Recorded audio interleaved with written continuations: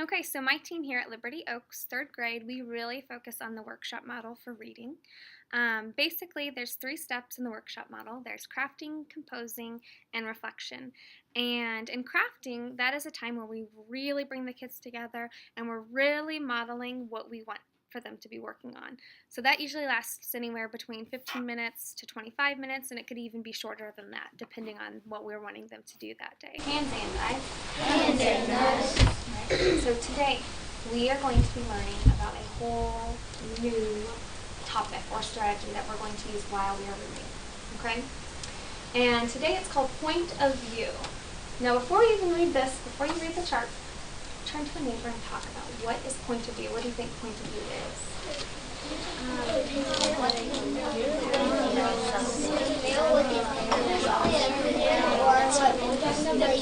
5, 4, 3, 2, and 1. Okay, I want to hear some of your thoughts. Point of view. This is the way a character is thinking or feeling about a situation or about a topic. Okay? The way a character is thinking or feeling about a situation. Now, narrators, that is the person telling a story, characters, and even readers, which would be you, have a point of view.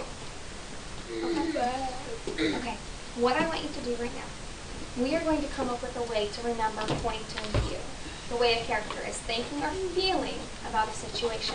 So I'm going to let you join a group of about 2 or 3. You can find partners, you can make a group of 3. And I want you to come up with some movements to remember point of view. Like point of view. Point of view. Is how a character is thinking. Is how a character is thinking. Or feeling. Or feeling. Then about a situation. About a situation. Point of view. Point of view. Is how a character is thinking. Is how a character is thinking. Or feeling. Or feeling. About a situation. About a situation. It says, in stories, characters can look at events in different ways. Each character has a point of view, or a way of thinking and feeling about what is happening. The person telling the story, or the narrator, the characters, and even the readers all have points of view.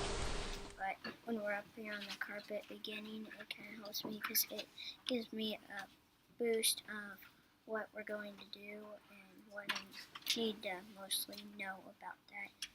Then during composing, this is either a time for them to work in small groups, could be in partners, or a lot of the times it's independent. And during that time, it's a time for them to go and work on what we just modeled for them. So they're going to be working on something very similar, the strategies that we just did. He thinks Max is he sees that Max, that could be he and Max have enough in common to be good friends. Is that he and Max? Max. Max and Max.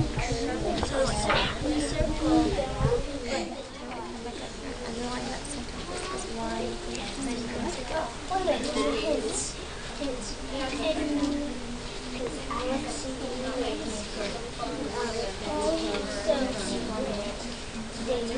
he sees that Sally wants to have enough in common with her cousin. But then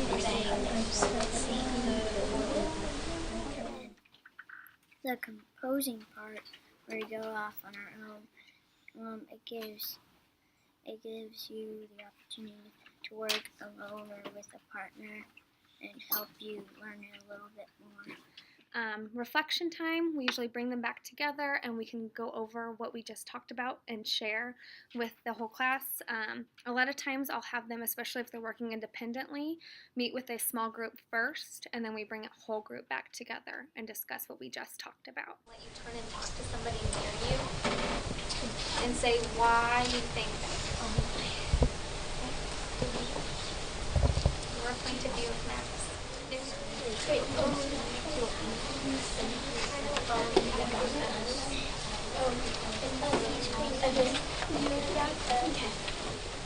Hands and eyes. Alright, you guys did a really nice job today. I know it's hard when we come up and we start a whole new topic on one day. So we will be practicing a lot of finding point of view in texts throughout this week and next week, okay?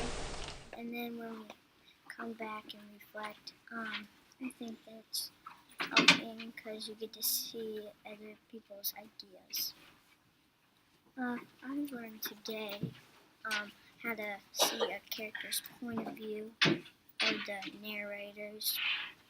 And today there was an owl, and his point of view was the bat is kind of strange. And then after in the second page, he changed his mind and said he's probably a good friend because we have a lot alike. Model. What you saw today was the very first lesson that we've even done on point of view, so it was a lot of modeling.